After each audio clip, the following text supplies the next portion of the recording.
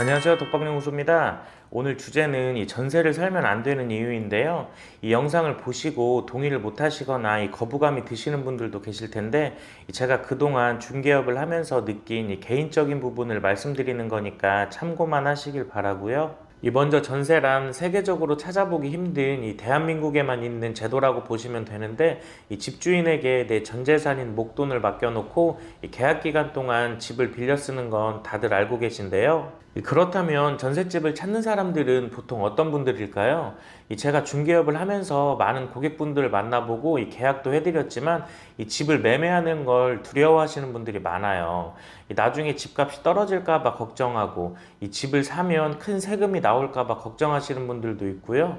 이런저런 이유로 매매를 못하고, 또 월세로 사는 건 주변에서 능력이 없다고 무시할까 봐 창피하기도 하고, 월세도 부담되고, 또 전세로 살면서 이 무주택으로 청약을 노리시는 분들도 많고, 보통 이런 분들이 이 대출을 받아서 전셋집을 찾으시는데, 이 무주택 1순위로 청약하면 당첨 확률이 높을까요? 이 청약 경쟁률이 낮은 아파트는 무주택 가점으로 당첨될 확률이 높지만, 이 인기 있는 아파트는 청약 경쟁률이 높기 때문에 이 가점에서 떨어지는 경우가 대부분인데, 이 인기 있는 아파트를 무주택 가점으로 당첨되려면 이 무주택 기간도 15년 이상의 부양가족 수도 많아야 되고, 물론 특별 공급도 있지만 이 현실적으로는 인기 아파트는 당첨이 어렵죠. 그럼 반대로 주택이 있으면 청약 당첨이 안 되느냐?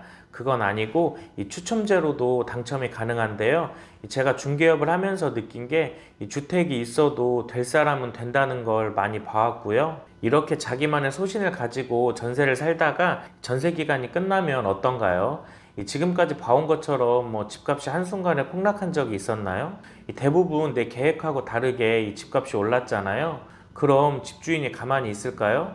당연히 전세금을 올려달라고 하거나 뭐 팔아야 되니까 나가달라고 하는데요. 뭐 무시무시한 임대차 3법, 계약갱신 요구 청구권인 한 번 더 찬스를 쓰려고 해도 이 집주인이 실거주한다고 나가라고 하면 별 수 없는 게 현실인데요. 이 집주인이 실거주한다고 거짓말을 해도 사실 잡아내기도 힘들고, 다른 전셋집을 알아봐도 이 전세 금액이 더 높아져 있고, 이래저래 힘든 상황이 반복되는데, 그렇다면 전세를 내놓는 사람들은 대체 어떤 사람들일까요? 대부분 내가 준 전세금을 받아서 다른 집에 갭 투자하는 사람들인데요. 이 시세가 7억짜리 아파트라면 여기에 내 전세금 5억이 들어가면 이 투자자는 자기 돈 2억만 들이고 이 집을 사서 집주인 놀이를 하는 건데요. 이렇게 살다가 전세 기간이 끝나면 슬프게도 집값이 올라가 있죠. 그럼 집주인은 집을 팔까 말까 아주 행복한 고민을 하게 되는데, 그럼 전세입자는 이 자괴감에 빠지고, 생각해보면 집주인은 내 전세금을 무이자로 빌려가서 투자를 하고 돈을 버는 건데 나한테 고맙다는 소리 한마디를 안 하잖아요. 참 아이러니한데, 만약에 반대로 이 전세기간이 끝났는데 이 집값이 7억에서 5억으로 떨어진다면 어떨까요? 이 집주인이 여기저기 사채라도 써서 내 전세금을 어떻게든 돌려줄까요? 이 전세금으로 그냥 집 소유권 가져가든지 알아서 하라고 뭐 만세 부르는 사람들이 대부분일 텐데, 그럼 뭐 경매로 넘겨서 이 보증금을 배당받든지, 아니면 세입자가 직접 뭐 보증금을 상계 처리하고 낙찰을 받든지, 아무튼 이래저래 세입자만 힘든 시간을 보낼 수밖에 없어요. 이렇게 전세를 살다가 이 계약 기간이 끝나면 이 세입자는 집값이 올라도 걱정, 떨어져도 걱정인데요. 그렇다고 무조건 집을 매매하라는 게 아니고요. 내가 대출까지 받아서 집주인 좋은 일만 시켜주고 이 전세금도 올려줘야 되고, 이 집값이 떨어지면 이 보증금 반환 때문에 또 걱정이죠. 그래서 차라리 이 전세금을 다른 곳에 투자를 하고 이 보증금이 적은 월세를 사는 게 더 효율적일 수 있고, 많은 분들이 이렇게 월세를 살고 계세요. 예를 들어 이 신혼부부가 현금 1억을 가지고 이 신혼집을 구하는데, 이 소형평수 아파트가 하나는 전세 2억이고 하나는 월세로 보증금 2천에 월 70이다. 그럼 보통의 경우는 이 전세 대출 1억을 받아서 전세 2억짜리 집에 들어가는데, 당연히 계산기 두들겨 보면 이 대출 1억 받아도 요즘 전세 이자를 3.5% 정도로 잡으면 한 달에 나가는 이자가 30만 원 정도 되니까 이 월세 70만 원보다 매달 40만 원 정도가 이익이니까 이 전세를 선호하는데요. 그런데 이 보증금 2천에 월세 70만 원으로 신혼집을 얻었다면 이 8천만 원이란 큰 유동성 자금이 만들어지는데, 이 많은 분들이 월세는 무조건 잘못됐다는 생각에 두려워서 이 전세를 고집하시는데, 나에게 8천만 원의 현금이 있다면 이걸 전세 금액에 보태서 안전한 자산으로 생각할지, 아니면 월세 부담은 있지만 미래 투자를 위한 종잣돈으로 내가 나중에 이사갈 집에 미리 전세 갭 투자를 해놓는다든지, 물론 선택은 본인의 몫인데요.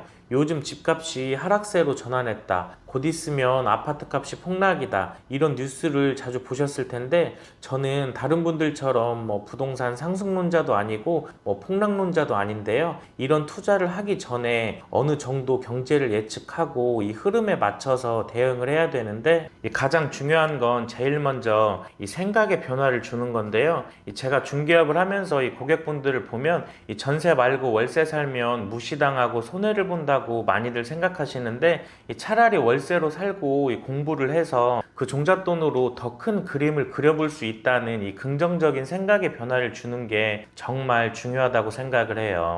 요즘처럼 집값 하락론이 많아지는 상황에서 무조건 집을 사라는 게 아니고, 이 현금을 확보해 놓고 이 틈틈이 공부를 하면서 앞으로 찾아올 기회에 대비해야 되는데, 이 공부라고 해서 거창하게 하는 게 아니고, 이 핸드폰으로 시간 날 때 이 뉴스 몇 개씩만 읽어봐도 이 공부거리가 되죠. 이 경제, 부동산 정책, 이런 단어들이 어려워 보이지만 미국발 금리 인상, 테이퍼링, 이런 게 다 경제에 관련된 거고, 취득세 중과, 양도세 완화, 이런 조세 정책이나 계약갱신 요구 청구권, 임대차 3법, 이런 게 다 부동산 정책이고, 이런 정책 때문에 수요 공급에 의해서 집값에 영향을 주니까 하다못해 관심 있는 지역 아파트 실거래가라도 줄줄이 외울 정도로 꾸준히 관심을 가지고 공부를 해야 내 집 마련에 도움이 될 수가 있어요.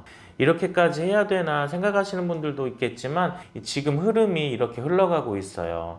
똑같이 시작했는데 누구는 10년 동안 전세 살면서 걱정하고, 누구는 돈 벌어서 벤츠 타고. 제가 이 영상을 만든 이유는 이런 방법도 있으니까 생각의 변화를 줘서 내 집 마련하는 데 도움이 되시라고 지극히 혼자만의 생각을 말씀드린 거고요.